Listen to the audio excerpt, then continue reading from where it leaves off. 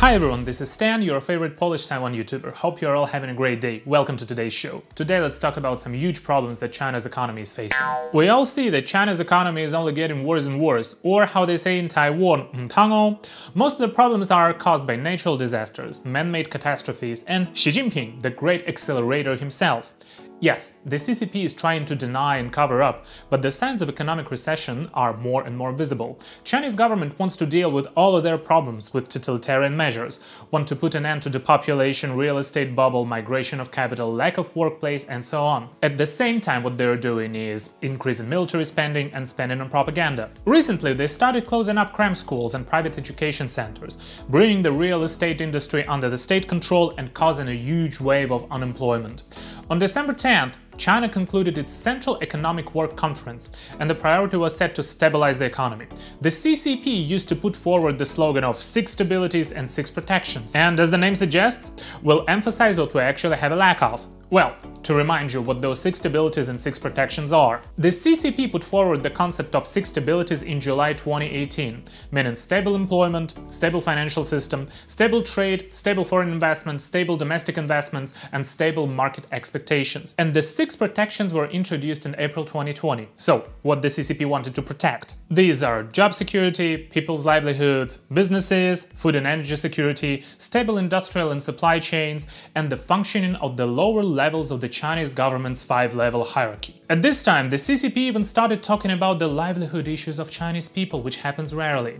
Chinese Premier Li Keqiang said at the executive meeting of the State Council on December 1st, "We must guarantee the payments for all the migrant workers coming from rural areas. In China, if you have a household registration in a rural area and come to the city for work, you're always treated badly, sometimes even worse than those workers coming from abroad." And as the CCP is implementing their 国进民退 policies, which means the state enterprises advance and the private sectors retreat, causing the decrease in financial flow to the private enterprises, leading to those migrant workers, who are also Chinese citizens actually, to lose their jobs, and payments to those workers are constantly being delayed. Sometimes they don't even receive anything for their labor. Therefore, on the one hand, China is imposing policies of supporting state enterprises by sacrificing private companies, and on the other hand, they're worried that peasant workers will take on the streets right before the Lunar New Year.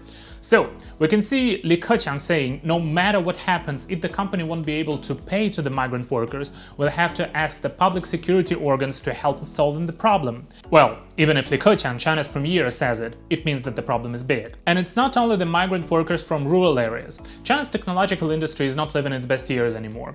Look at the companies like Baidu, ByteDance, iQIYI, and others are all announcing layoffs. And among these, the information has been leaked that the company Kuaishou laid off 30% of their employees.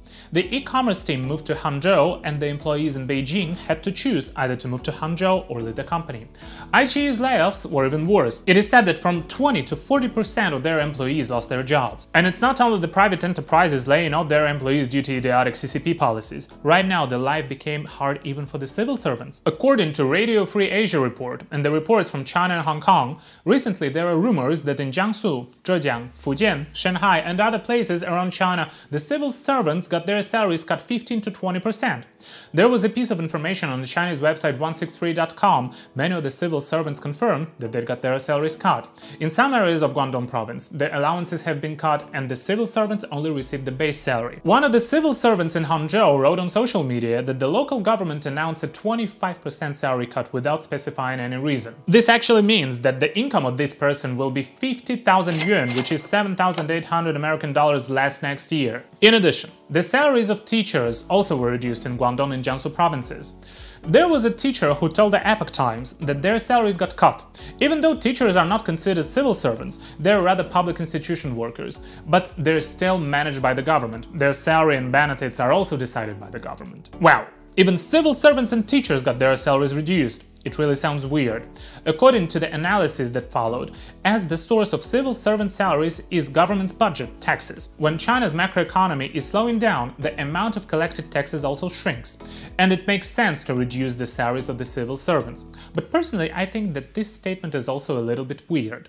Normally, even when a country's economy is slowing down, the civil servant salaries and allowances are rarely cut. It probably is another piece of evidence how bad is the situation with China's economy. There are also analysts that think that these salary cuts are also related to Xi Jinping's common prosperity that he is actively pushing forward. 共同富裕 Let's also look at China's diplomats. They're wolf warriors. They love Winnie the Pooh and the Communist Party with all their hearts. Probably nothing would happen to them, right? According to the South China Morning Post report, the CCP's diplomatic expenditure has decreased. Ministry of Foreign Affairs spending in last year is $8,700,000,000, which is a decrease of 16.47% compared to the previous year. In addition, the Ministry of Foreign Affairs of China recruited only 142 graduates this year, which is a new low since 2012. In addition, the funds for China's Belt and Road money-wasting initiatives are also being reduced.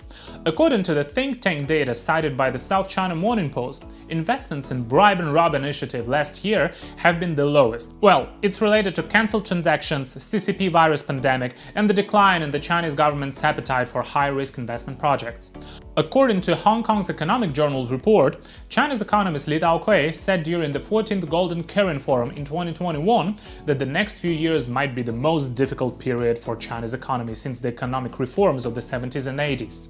And a Taiwanese scholar, Xi Jinping, wrote on his Facebook that it's very unusual for the CCP's pocket economists to say that China is going to live a hard life. In the past, if someone said that China's economy is facing some problems, this person would have been attacked immediately. Last year, Cao Dewang of Fuyao Glass Company said that China will go through hard times.